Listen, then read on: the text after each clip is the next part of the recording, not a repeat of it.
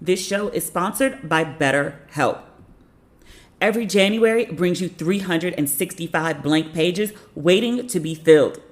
In 2025, maybe you're ready for a plot twist, or maybe there's a part of your story you've been wanting to revise. Life isn't about resolutions that fade by February.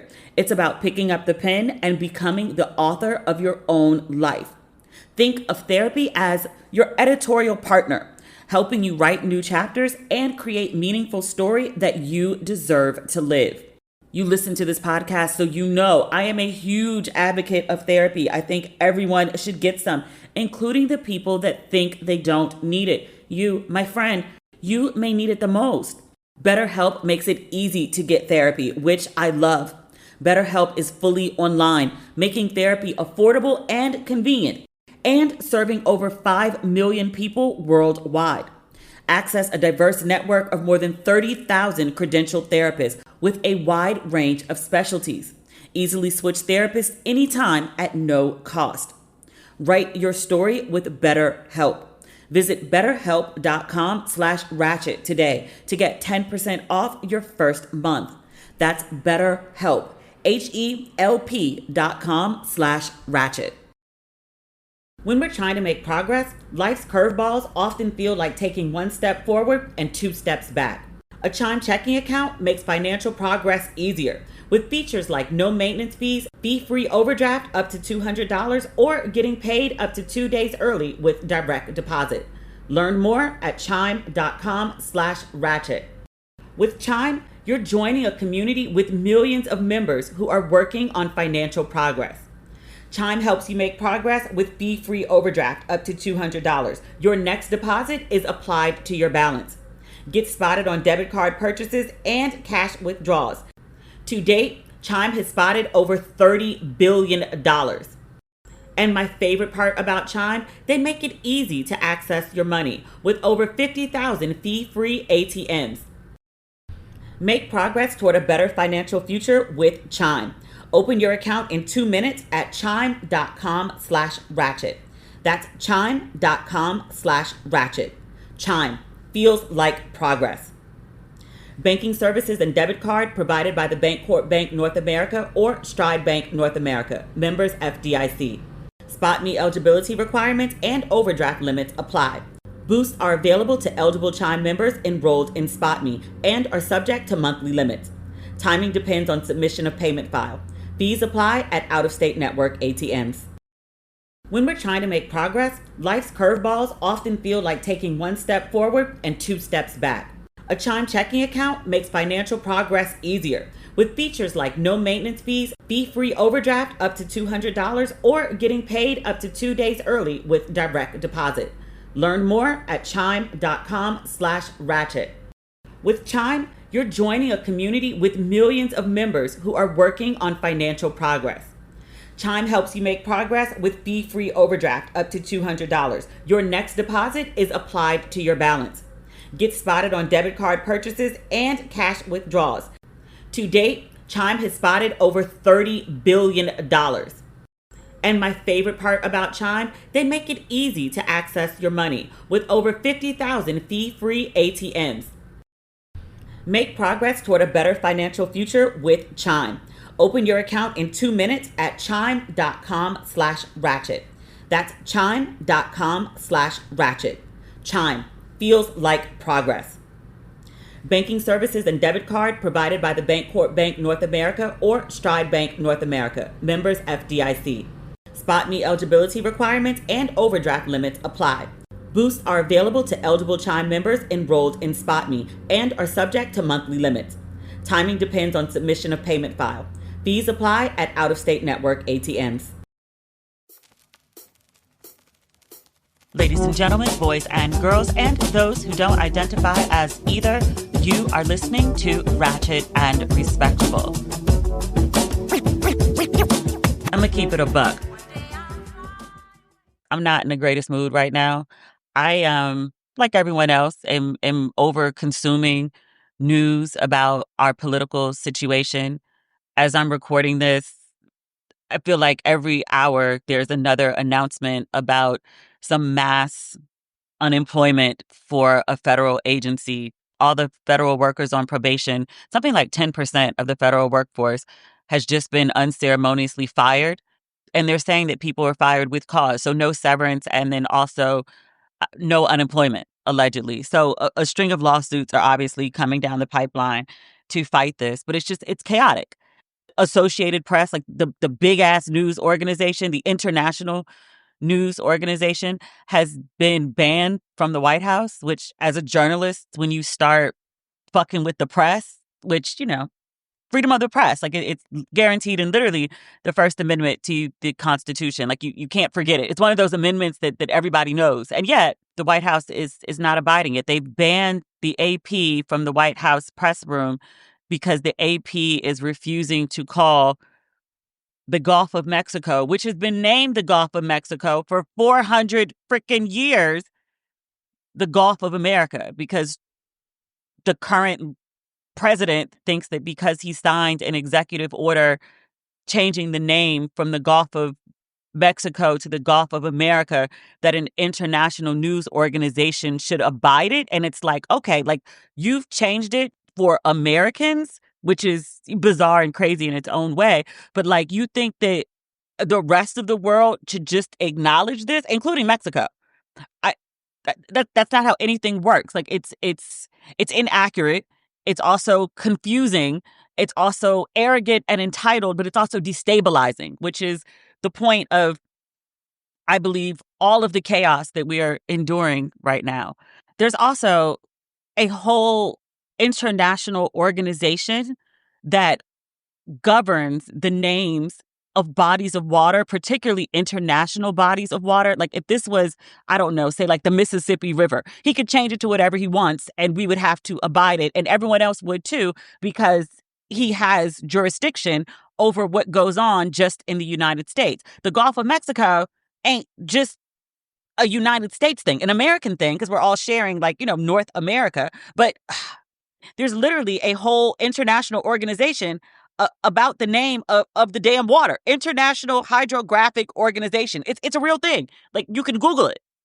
There's also that weird ass press conference with Elon Musk in like a MAGA hat, dressed very casually, taking questions about the U.S. government while the actual president sits behind the Resolute desk, silent, while Elon's kid like shushes him and digs up his nose. What was that? My friends overseas keep texting me and are like, are y'all okay? Like, are you safe, sis? Like, no, we're not okay. I try not to be alarmist. I try not to freak out. I try to, bury my head in TV and books. We're not even a full month in, and this is worse than I expected. Eric Adams, previous episode, we mentioned that he basically bent the knee to the current administration in order to get his charges dropped. He was indicted. A couple people hit me up asking which podcast episode went through Eric Adams' indictment. It's from September 26th. It's called The 11th Crack Commandment. It's available, as is my entire back catalog, if you would like to listen to it. They had so much shit on Eric Adams, including his emails where he confessed to knowing that what he was doing was not legal and was like, oh, don't worry about it, I'll just erase it, as if that's all it takes to get rid of evidence. Eric Adams, actually, to my knowledge, the charges are not actually dropped. The Department of Justice told the U.S. Attorney's Office, Southern District of New York, to drop the charges, and people keep resigning instead of abiding. The last person to resign, this is as of Friday at 4:06 p.m. on the East Coast. You got to be specific because we're not at 5 o'clock yet. The offices are still open. But a man by the name of Hagen Scotton, he is the Assistant United States Attorney. He is, or was, until his resignation earlier today, the top person in charge because other people quit. This is his resignation letter. He's responding to the Justice Department, and he's saying, I received correspondence indicating that I refused your order to move to dismiss the indictment against Eric Adams without prejudice. He says that is not exactly correct. He says the U.S. attorney, that was the person who resigned before him, never asked me to file such a motion and therefore never had an opportunity to refuse. But I am entirely in agreement with her decision not to do so for the reason stated in her February 12th, 2 days ago, letter to the Attorney General.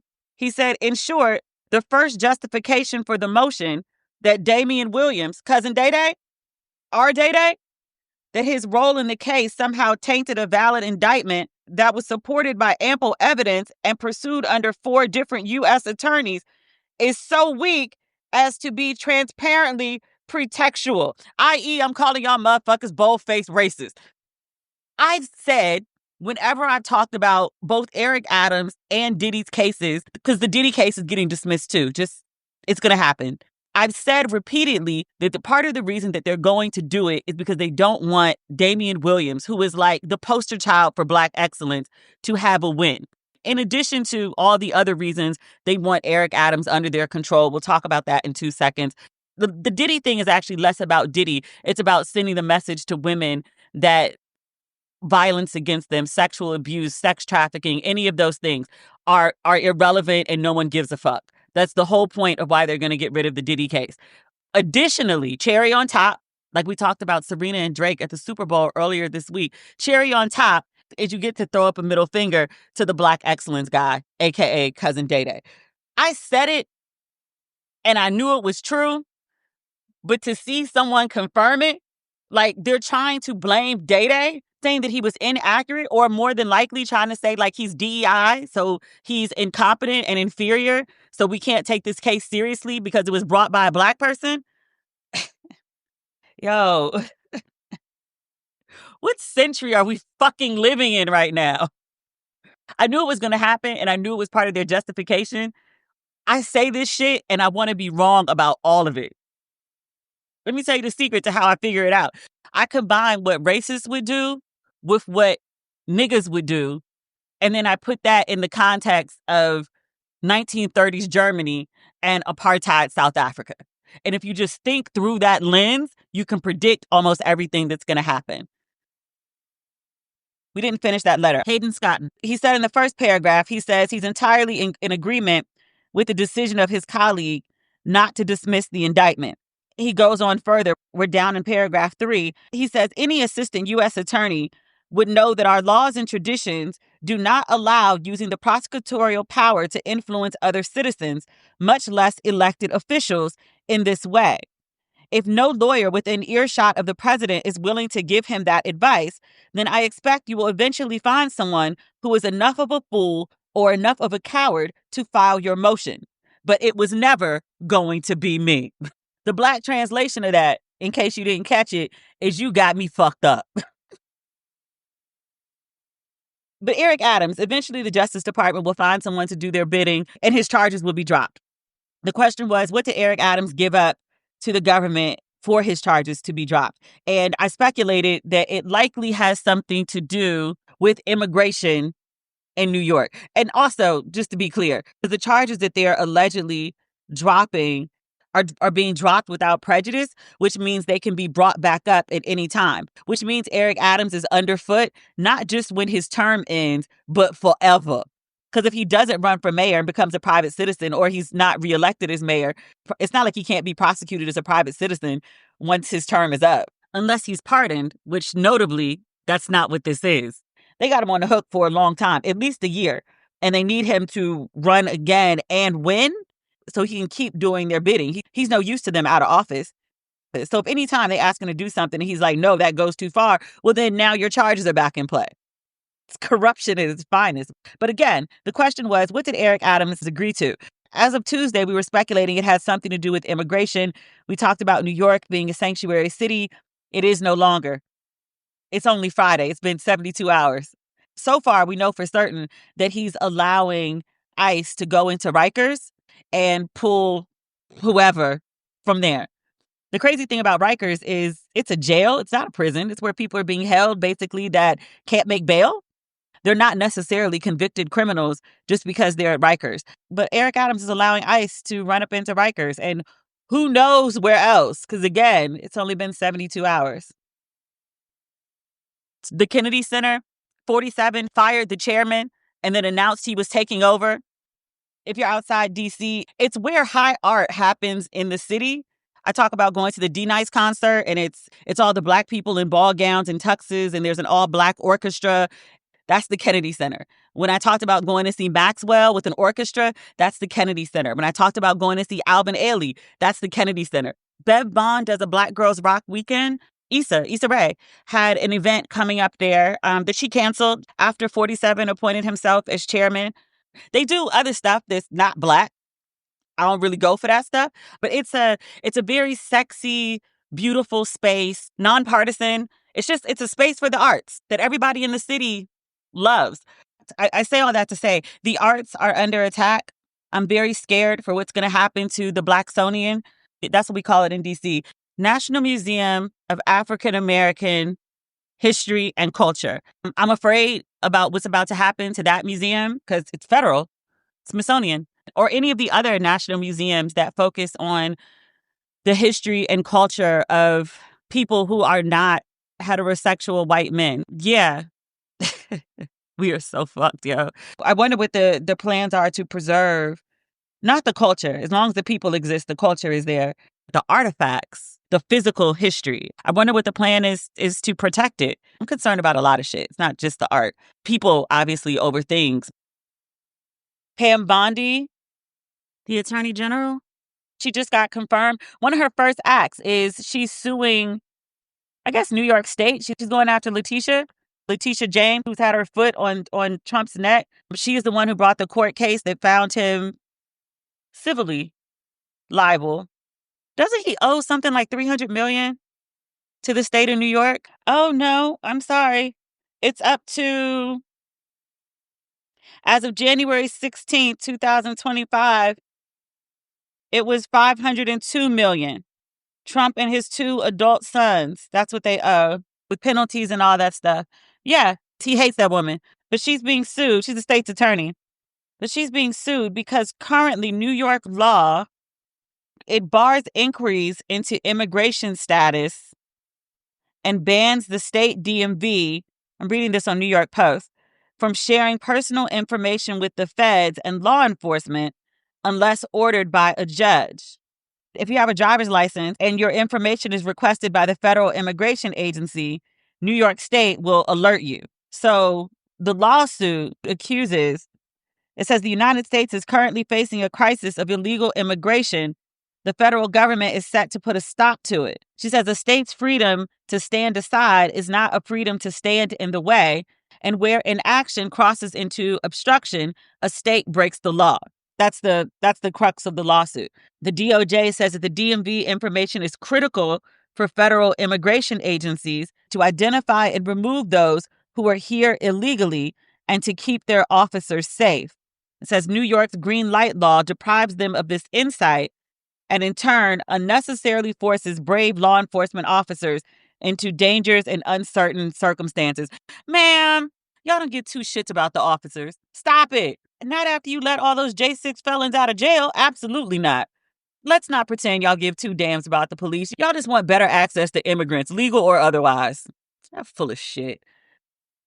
Letitia being Letitia, I call her by her first name out of sisterhood, not out of disrespect. She said, quote, our state laws, including the green light law, protect the rights of all New Yorkers and keep our communities safe.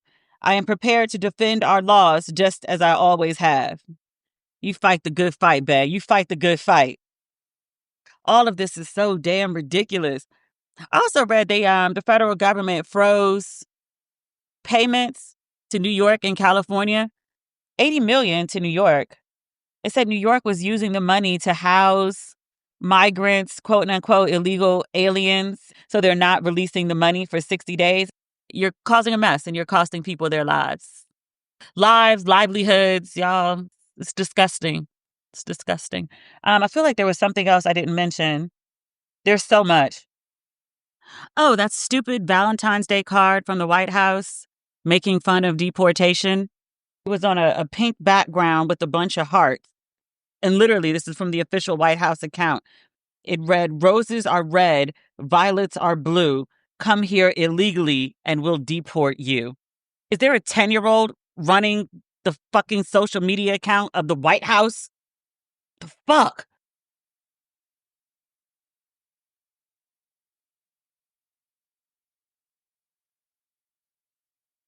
When people ask about my must for a first date, I think of the obvious deodorant. I love my Lumi whole body deodorant. It is safe to put anywhere on my body: pits, underboobs, thigh folds, belly buttons, feet, and more. It comes in amazingly delectable scents, including clean tangerine, lavender sage, my personal favorite, I like smelling like a spa, and toasted coconut. Lumi was created by an OBGYN who saw firsthand how normal BO was being misdiagnosed and mistreated. So, the solution, Lumi. Whichever way you like to apply your deodorant, Lumi has you covered. There's a solid stick deodorant, a sweat control deodorant. That's 72 hours of odor and sweat control for pits, privates, and beyond. And then there's also a spray deodorant, which is aluminum free and ideal for hard to reach places. Now, me personally, I only use Lumi under my arms, but it is good for almost everywhere. Lumi Starter Pack is perfect for new customers. It comes with a solid stick deodorant, cream tube deodorant, 2 free products of your choice like mini body wash and deodorant wipes, and free shipping. As a special offer for listeners, new customers get 15% off all Lumi products with our exclusive code.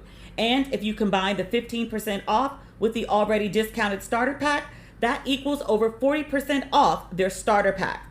Use code RATCHET15 for 15% off your first purchase at lumideodorant.com. That's code RATCHET15 at LUMEDEODORANT.com. Please support our show and tell them we sent you. Smell fresher, stay drier, and boost your confidence from head to toe with Lumi. When we're trying to make progress, life's curveballs often feel like taking 1 step forward and 2 steps back. A Chime checking account makes financial progress easier with features like no maintenance fees, fee-free overdraft up to $200, or getting paid up to 2 days early with direct deposit. Learn more at chime.com/ratchet. With Chime, you're joining a community with millions of members who are working on financial progress. Chime helps you make progress with fee-free overdraft up to $200. Your next deposit is applied to your balance. Get spotted on debit card purchases and cash withdrawals. To date, Chime has spotted over $30 billion. And my favorite part about Chime, they make it easy to access your money with over 50,000 fee-free ATMs. Make progress toward a better financial future with Chime. Open your account in 2 minutes at chime.com/ratchet. That's chime.com/ratchet. Chime feels like progress. Banking services and debit card provided by the Bancorp Bank North America or Stride Bank North America. Members FDIC. Spot Me eligibility requirements and overdraft limits apply. Boosts are available to eligible Chime members enrolled in Spot Me and are subject to monthly limits. Timing depends on submission of payment file. Fees apply at out-of-state network ATMs.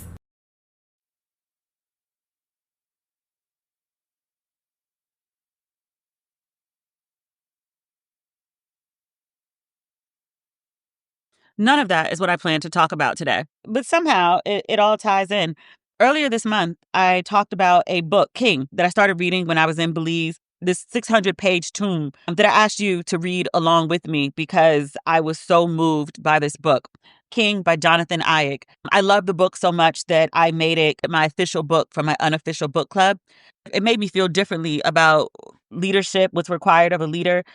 When I began reading this book, the current administration hadn't been inaugurated yet. It's like the right book for the right moment. So much of what King fought for in his lifetime, his very short lifetime, is being dismantled now. And so much of what he fought for then we're still fighting for. If we're talking about something being dismantled, then can we say that some things never got mantled? Just as an aside, there's a new documentary on Hulu about Sly and the Family Stone. And, because of that pick, it leads into another Hulu documentary, also by Questlove, not coincidentally. Summer of Soul, about this series of concerts one summer in the late 60s in Harlem. There's a lot of songs about protest. There's a lot of songs about Black affirmation. Nina Simone was one of the performers, and she's singing Young, Gifted, and Black. And it's a very beautiful song. In a difficult time before my lifetime, where Blackness is under siege, Nina Simone writes this song to remind us of our greatness, to remind us of our brilliance, to encourage us to keep going. And it's a beautiful song. And I burst into tears watching her perform because, like, 60 years later, we need that song just as urgently right now as we did back then. Like, listening to, various performers that had songs about protest, like, you could play that shit right now. It's as relevant 60 years ago as it is now. And it's scary, disappointing. Like, the shit we're enduring was supposed to be like, shit my parents and grandparents and, the generations before them all fought so that we could keep progressing forward. And we are very clearly in a period of regress.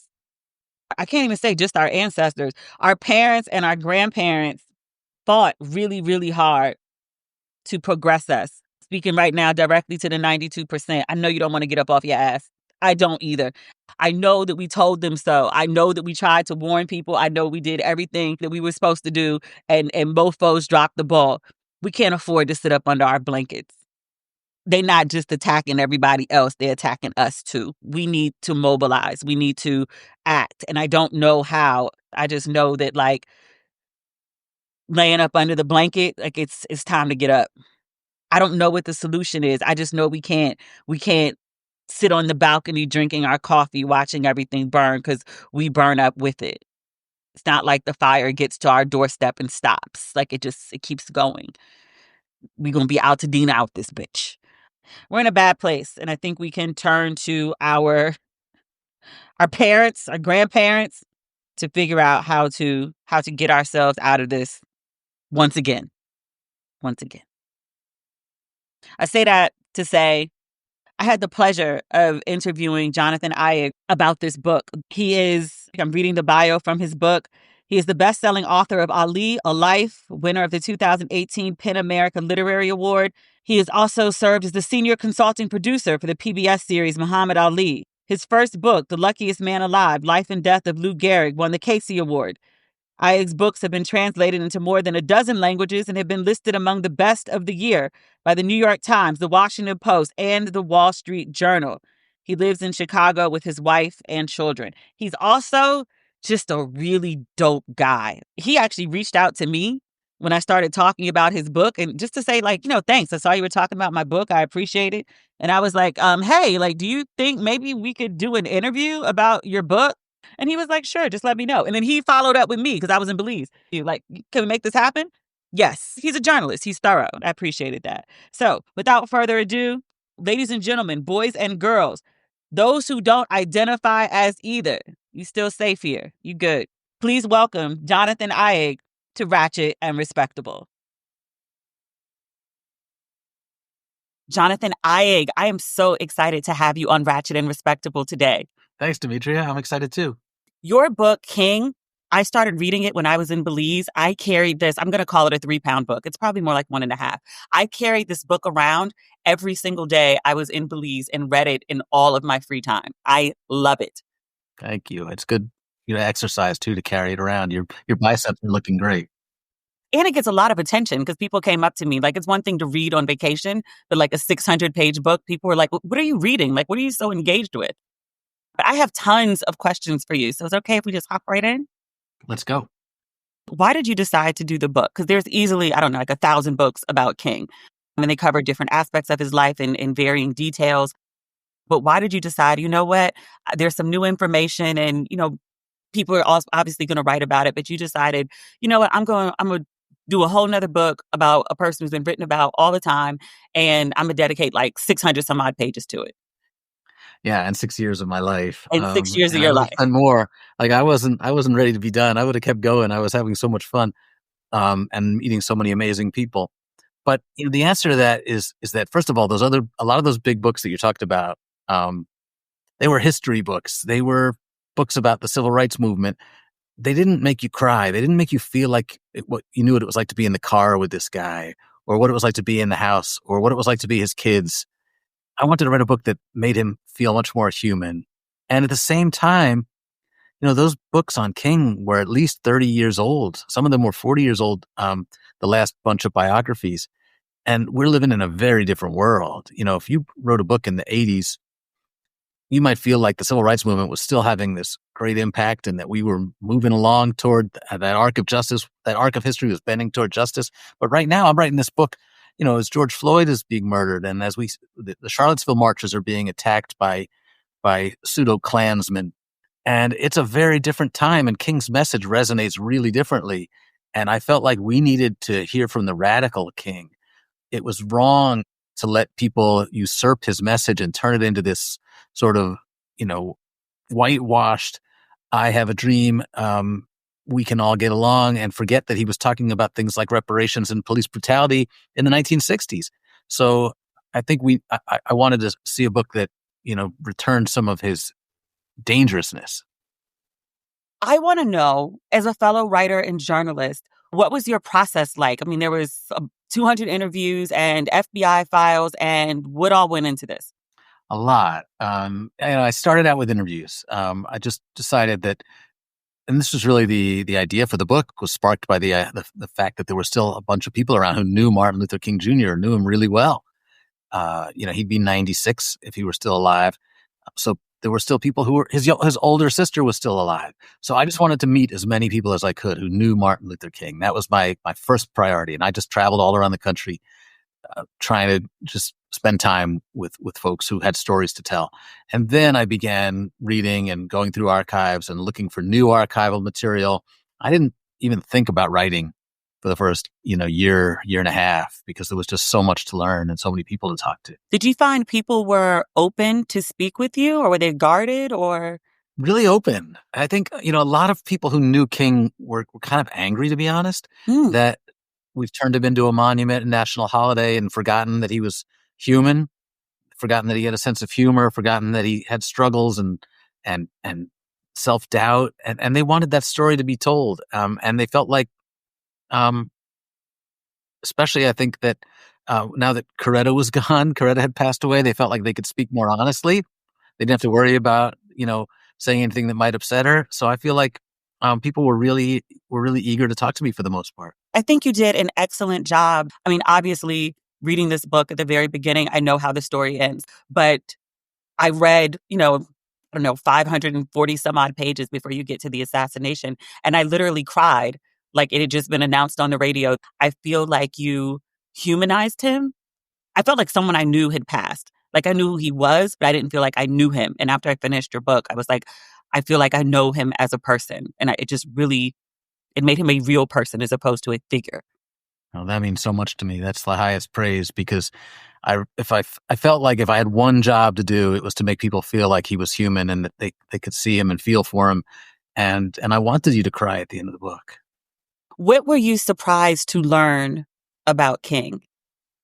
A lot of things. I mean, on a small level, like I was just surprised at how funny he was and how much people just really enjoyed his company and how much they felt like he listened. You think about these big, important people being too busy, but he was really a good listener. And he was sad, really sad the last few years of his life in particular. I think, you get that from reading the book. You can tell that he just felt like nobody was really paying attention to him anymore and that his work was in vain. And he struggled with that. So, that was kind of on the personal level what surprised me most. On the bigger level, I was really surprised at just how vicious the government was in trying to destroy him, that it was really nothing subtle about it. Like they were out to get him. They wanted him done. They wanted him dead if necessary. And that it wasn't just J. Edgar Hoover. It wasn't just like one or a couple of, white supremacists. It was the entire, federal government, much of the media, presidents were involved. I thought I knew that piece of the story, but it was worse than I expected. I think to speak to what you were saying about his friends wanting to tell a more holistic story about him, his story has been very sanitized. He was a nonviolent protester in the March on Washington. I have a dream speech. And then after that, everything was rosy. All the bills went through. But it's like he was very much disliked. He was very much hated. Yeah, I think that's a really important point that, 2/3 of all Americans disapproved of him. And not just, when he started speaking out on Vietnam, even before that, they were mad that hey, Dr. King, we gave you the Civil Rights Act, we gave you the Voting Rights Act. Now go away. You know, why are you pushing us for more? And that really annoyed people. And to his credit, he didn't just stay in the fight. He doubled down. He started talking about Northern racism. He came to Chicago and moved into my hometown and said, it's bad here too. You can't blame it all on the South. And that took a lot of nerve, and it made him even less popular. Why do you think that's been so, is suppressed the right word? Yeah, suppressed is a good word for it. People I talked to, like Harry Belafonte, they thought it was intentional. They thought when the government created a national holiday, they did it not to celebrate him, but to whitewash him. And I'm not sure if I'm that cynical, but who am I to argue with Harry Belafonte? And he's a lot wiser than I'll ever be. But he felt like they knew when they created a national holiday that it gave them a chance to frame the king's story, that it gave the government a chance to defang him and to portray him as this, peace-loving, kumbaya kind of a figure, and to strip away his radicalism. As Belafonte said to me, we only like dead radicals in this country. And we only like them because we can then de-radicalize them. And I don't know, but I do think that's been one of the effects of the national holiday, that it's given us the chance to choose these safer forms of king, these to focus on the parts that make us comfortable. And King's whole job was to make us uncomfortable. He really viewed his mission as being to shine a light on injustice until we were so uncomfortable with it that we did something about it. I thought about that when I think maybe it's in your acknowledgments or maybe the epilogue when you talk about going to the King Museum, I think in DC, not the museum, the monument, and you were like the bookstore had no books about his philosophies. Yeah, and they didn't have any of the books that he wrote. They had some books about him, but his own words, are radical, and those books are dangerous. And I think it was not by accident that they weren't selling those books. Yeah. Something else that stands out to me very much about this book is it's a 360 degree of him, and it's the best of him, but it's also the worst. And oddly enough, it didn't make me think less of him. It made me see him just as human. Like he's very, very good, and he can also be very, very bad. I actually found it inspirational in a weird way, because I think when you talk about leadership, people think that you have to be perfect. You have to always know exactly what you're doing and what the outcome is going to be. And a lot of times people were planning, but they didn't really know what the outcome was going to be. Like they're hoping people show up for the March on Washington. They're hoping people don't ride the buses for the Montgomery boycott. It's a big, I don't know, but we're going to try something. One of the things I loved about King is that, he failed over and over, and he had doubts over and over. And, Montgomery bus boycott wraps up and he's 27 years old, and people are saying, okay, what are you going to do next? Let's do it all over the country. And he actually writes to one of his college professors and says, what do I do now? Like, they're expecting me to do miracles. And he's so young, and there's no blueprint for this. And I was worried, to be honest with you, Dimitri, that people might not want to read about the flawed king. Mm-hmm. They might not want to read about somebody who had mental health struggles and who wasn't always a great father and wasn't always a great husband. But I thought it was important, to be honest, because, if we demand perfection from our heroes, we won't have any heroes. I'm going to let you in on a secret. I've always wanted to be a poet.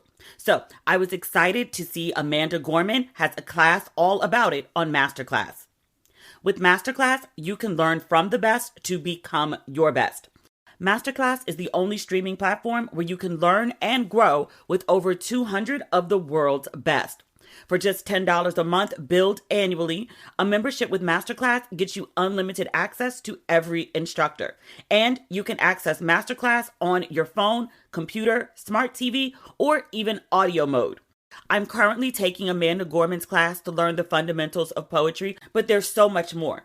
You can bring your dream home to life on any budget with Joanna Gaines. Improve your physical and mental well-being with leading gut and brain health experts. And turn your passion into achievements with cultural icon Martha Stewart. And the classes really make a difference. 88% of members feel that Masterclass has made a positive impact on their lives. I've been taking Masterclass for years. Before I could afford to go to TV classes, I learned the fundamentals of TV writing from Masterclass. Every new Masterclass membership comes with a 30-day money-back guarantee. So don't wait another moment to start your learning journey with Masterclass. Right now, our listeners get an additional 15% off any annual membership at masterclass.com/ratchet. That's 15% off at masterclass.com/ratchet. Masterclass.com/ratchet.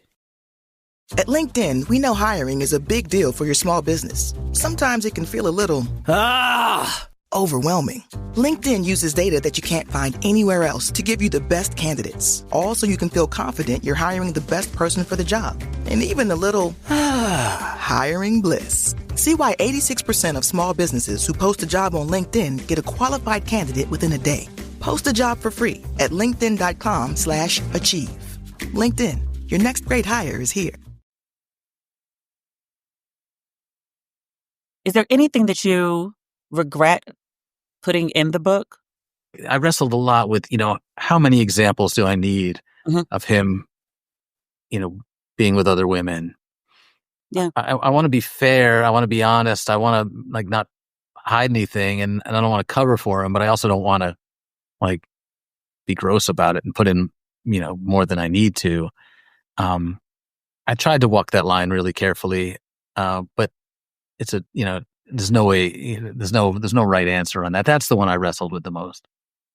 The only time I scribbled in the margin about, I don't think I wrote oh John, something like that, was the FBI tapes, the unreleased ones that our current president is threatening to release any day now, because it's rumored of what's on the tape and there's summaries of what's on these tapes, but no one's really sure exactly what's on these tapes because people haven't heard them in forever. Yeah, that's the one that I wrestled with the most. And just, for your context for your readers, this has been written about in all the newspapers. A couple of years ago, this came out that there's a memo, a handwritten note in the margin of an FBI memo that accuses King of being a witness to a sexual assault. And according to the FBI, he was encouraging this activity. Now, we don't have a tape. We only have a handwritten memo. So does that belong in the book?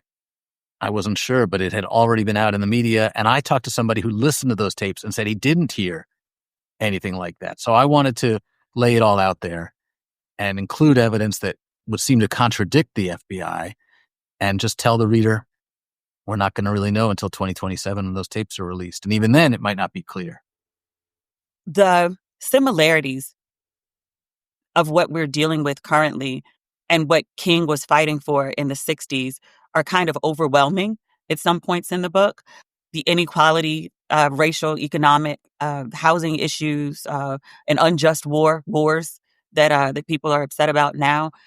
Do you feel we've made progress? Do you feel we're regressing at this current time? Wow. I always say that every book is written on multiple planes. It's a time traveling device. It exists in the 50s and 60s when the subject I'm writing about is alive. And it exists now as I'm writing it. It exists, whenever you're reading it, and you're going to bring to it your own experiences, which are different from mine. And you're going to bring to it what's going on in your world right now. But yeah, you're right. We're fighting a lot of the same battles. We're losing ground. We're seeing Black history under attack. We're seeing voting rights under attack. All that goes into my head as I'm writing, and I know it goes through a reader's head as they're reading. So, it's painful, but I think it's also powerful in that it, helps us connect. And do I think we've lost ground? Do I think we're making progress? I don't know. I asked John Lewis that question, and I figure I'm just the writer. I'm just scribbling notes and putting it in the book. I'm not really qualified to judge whether we as a society have made progress since King's time. But I asked John Lewis that question just a few months before he passed away, and he said he felt confident that we were a lot better off today than we were in the 60s, and that society was a much more just place, but we still had a long, long way to go. I read the first 3 pages of this book when I was standing in the bookstore. And so I kind of knew, and I was like, oh, we're going places that we haven't gone before. Like, this is a different way of telling King's story. I was very surprised about some of his familial dynamic, particularly with his dad, and how that played out in other parts of his life. And I'm like, what do you mean Martin Luther King is afraid of conflict? Like, you march into trouble. Like, you hear like there's a problem and you're like, let me go there. But like with his own father, he can't stand up to him.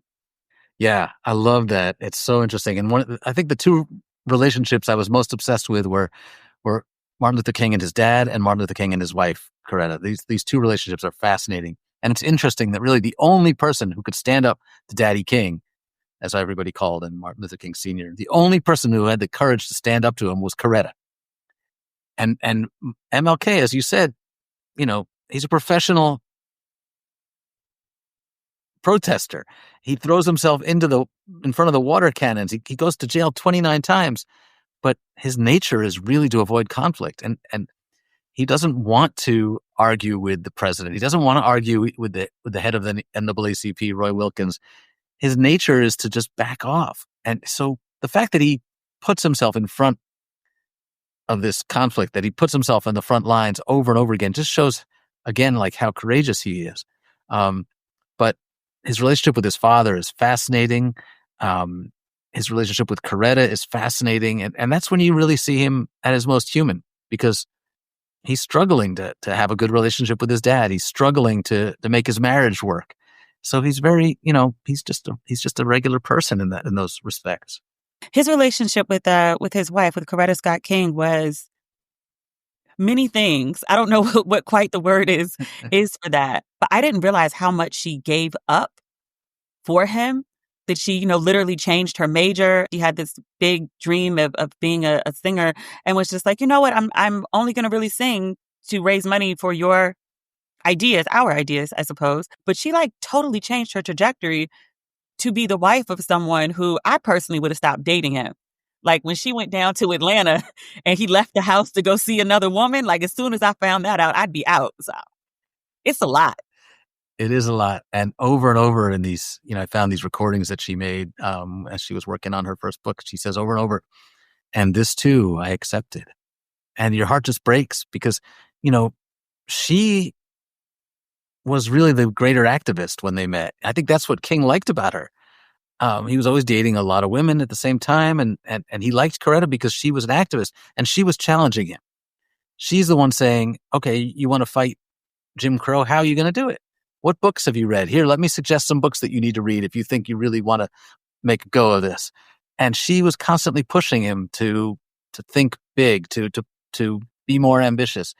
And at the same time, she's saying, I want to be more involved. And he's saying, no, that's not the woman's role. You have to stay home. And this too, she accepted over and over again, including, like you said, him going out and seeing another woman before they were even married. So she knew what she was getting into. And then that behavior did not stop after they were married. And this too, she accepted. The other relationship that I was really fascinated with was, I call him the bestie, Ross Abernathy. I didn't know as much about their friendship. He was bestie to the point that he would get arrested with Martin Luther King because he knew he didn't like to go to jail by himself. I love my bestie. I'm not going to jail with her. I'll bail her out, but I'm not going to jail with her. Everybody should have a Ralph Abernathy in their life, not just a great friend, but as fierce and in some ways just as talented as King. And knowing that like it could have been me. I could have been the one on the winning the Nobel Prize on the cover of Time magazine. But and I think it burned at him sometimes. He was jealous, but he loved his friend so much that he just stayed by his side. And as you said, if he knew Martin was going to jail, he made plans to go to jail with him because he wanted to be there to offer that emotional support. And Abernathy, was a real hero who doesn't get anywhere near the credit he deserves. Agreed. I guess it shouldn't be a surprise, but it was still a surprise to me. The intentionality of King and his father to be somebody, with the father deliberately marrying I can't remember the phrase that you used to describe his mom, but it kind of implied that she was not a beauty queen, if you will, but was the right pedigree, had the right father with power and prestige. And so that's why he selected her. It's implied. And then the same thing with Martin Luther King and Coretta Scott is they look the part. It was good to be a young minister and have a young wife and a young family. It would make you more, I don't know, safe, prestigious, I guess. But the intentionality of that, just like they kind of branded themselves, even changing the name from Michael to Martin Luther. It was early on branding, just very deliberate in a way that I just never thought of him being. Yeah, there's a huge amount of ambition there. First of all, Martin Luther King Sr., walks off the farm, sharecropping, and makes his way to Atlanta, teaches himself to read and write, talks his way into Morehouse, and then, as you said, spots this woman who's like, she could take me places. She's the daughter of the minister of Ebenezer Baptist Church. That's a big step up from this farm boy. And that takes a lot of guts, a lot of ambition. And then Martin Luther King Jr. Sees, this example, and at age 5, he's talking his way into kindergarten a year early. Like it starts early, and he's enrolled at Morehouse at age 15. He's ambitious, but it's not just ambition for ego. It's not just ambition it's certainly not ambition to try to be wealthy. It's ambition for the cause, for the social good, for making good the promises that you've been reading in the Bible, that that all of us are equal, and our job is to fight until we achieve that equality. So the ambition is really rooted in their Christian faith, and it's as Dr. King said, if you want to call me a drum major, call me a drum major for justice. I think probably that was one of the other really big things that surprised me. And maybe I'm a little jaded in terms of thinking of leadership, that he was actually really dedicated to the cause. Just because I think so many other people use causes as platforms for their ego, for finance, for women, for all sorts of things. But he actually genuinely believed in everything that he was saying, which is, I think, a rare trait. I know. Why should that be so shocking that he actually believed what he was saying? Yeah. But it's true. He wouldn't take any money. Coretta was mad at him because he wouldn't let them put carpet down in the house because it was too fancy. So he finally compromised and he said, okay, you can have carpet in the bedroom where nobody can see it. Yeah. And he really believed in this stuff, and he really was willing to sacrifice for it. And that's just extraordinary. It's so unusual to find a leader who is so selfless in that way. Yeah, yeah. And he also dealt with, I mean, you talked about this in great detail in the book, depression or anxiety to the point that he, was checking himself into the hospital. They're calling it exhaustion, but, it is what it is. And that probably shouldn't have been so shocking given all that he was dealing with. Yeah, it was hard to talk about back then, especially because mental health was considered, taboo. If you had it, you hid it. But King, attempted suicide twice as a teenager. So I think he struggled with it all his life. And, he never spoke about it openly, but it's there. You can read it even in his work and in Coretta's work. They talk about how many times he had to check into the hospital just because he was exhausted. And his friends describe it as depression. And I think that the government knew that this was a way to possibly ruin him, so that they tried to push him. At one point, they suggested to him that he should commit suicide in a letter that they sent to his home. So imagine the pressure. Imagine knowing that all these people are counting on you. You're exhausted. You have no time for your family. You're getting death threats constantly, and nobody really seems to appreciate how much you're sacrificing. 2/3 of all Americans disapprove of you. So it's a miracle, really, that he never gave up. I think I would have quit. At the point where everyone, like my inner circle starts to, won't support, doesn't want to help me organize. And then the U.S. government and like all the media, people aren't showing up the same way. And I'd be like, you know what? I did enough. I'm going home to hang out with my wife and my kids. I'm done. Yeah, you take it from here, Abernathy. Exactly. But he never did. I think that's such a credit to, and as you said, it's he really believed. And you mentioned this too, that a lot of his close colleagues were saying, let's just do the easier part. Let's just focus on voting rights. Let's just focus on the South. And he wouldn't do it. because it's not what he really believed. He was trying to do the morally right thing, not the convenient thing.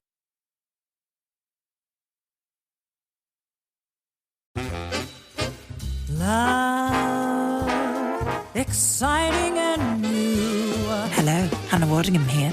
Have you seen the fabulous new Sun Princess? World-class entertainment, exceptional dining, and the greatest pizza ever. It's a love. Don't miss our Come Aboard sale with up to 40% off and free room upgrades. Visit princess.com or call your travel advisor to book.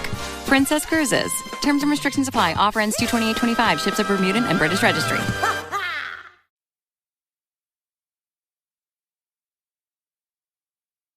Obviously, I'm looking at this from, hindsight, but that his stance on Vietnam, especially as a minister, was so unpopular. And it's like a minister doesn't want war. Like, and people seem very like, why is he saying this? He's going against us. And I was like, you thought like a minister should be supporting literally people dying and killing? Yeah, well, that's what patriotism will do to you. Where even a lot of ministers were supporting the war, and he said it over and over again. He said that how can he call out the violence and try to stop the violence in the streets of Detroit or Los Angeles without pointing out that the greatest source of violence on earth was the U.S. government with its war in Vietnam? Like, how hypocritical would that be? I mean, it sounds like the obvious thing to say now, but at the time, not so much. History was kind to him in that way. He also was trying to make the point that as a minister whose job is to save souls, that militarism does something to the soul of the people. When you divert funding to prepare for war that could have gone to preparing young people's minds, that could have gone to feeding the hungry and clothing the poor, that does something to your soul. And when you build that into your calculation for how society is supposed to persist, that whatever it is, a third of our budget should go to the military or maybe more than that. And meanwhile, we have children in the richest nation on earth who don't have enough to eat. That your soul is rotten. And he really believed that. Do you have a favorite story or passage in the book? Like, as a writer, like, I know when I knock it out the park. This is my good work. Like, do you have a passage in the book that you feel that way about? Well, I don't know if I have a favorite, but I will tell you that this passage that I was most worried about was the March on Washington.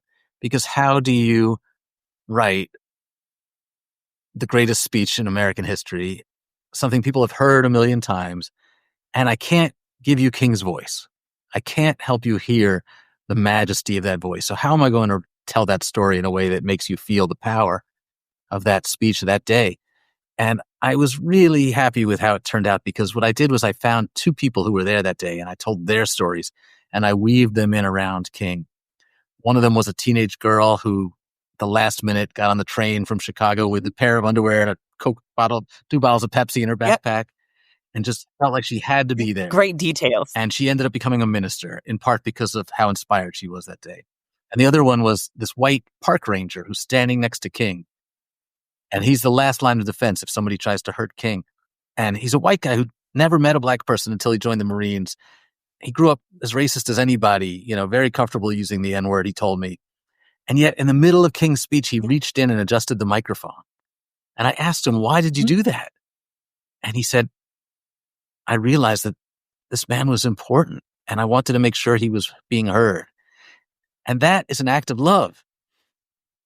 That is exactly what King talked about when he talked about agape. And Gunny Gundrum felt it in that moment. And those two stories, Francine and Gunny, really, I feel proud of how I told that story. Those were really good.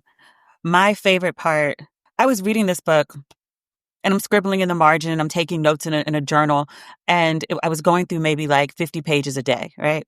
And I slowed down after I got to maybe like page 500 because I knew it was coming.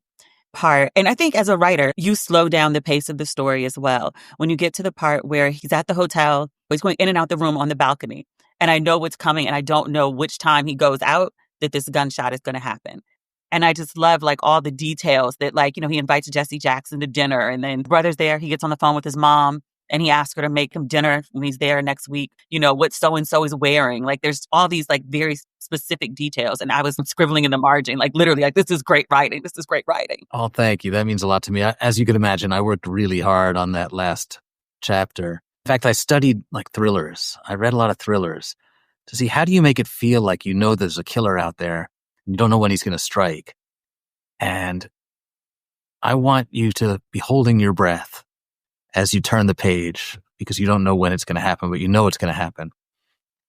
And I want you to just be cherishing these last moments you have in the company of this man. That's what I was going for. Like, writer to writer, you nailed it. You did. Yeah. And I didn't know, probably never thought about it, about how his children and his wife found out that he was murdered. Like, the kids are watching their favorite TV show. And was it Walter Cronkite? Was that who it was? Like, cutscene? Yeah, Walter Cronkite interrupted. Can you imagine that? Can you imagine, like, now we bring you this special bulletin and you see that your father's been shot? I cried then too. I boo-hooed all the way through the last part of that book.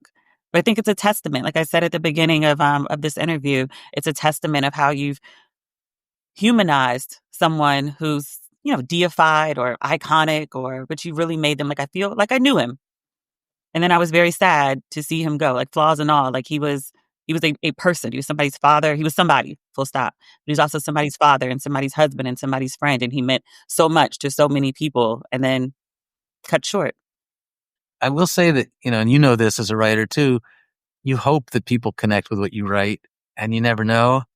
And this book has touched people in a way that, like, I hoped for, but I don't think I even imagined.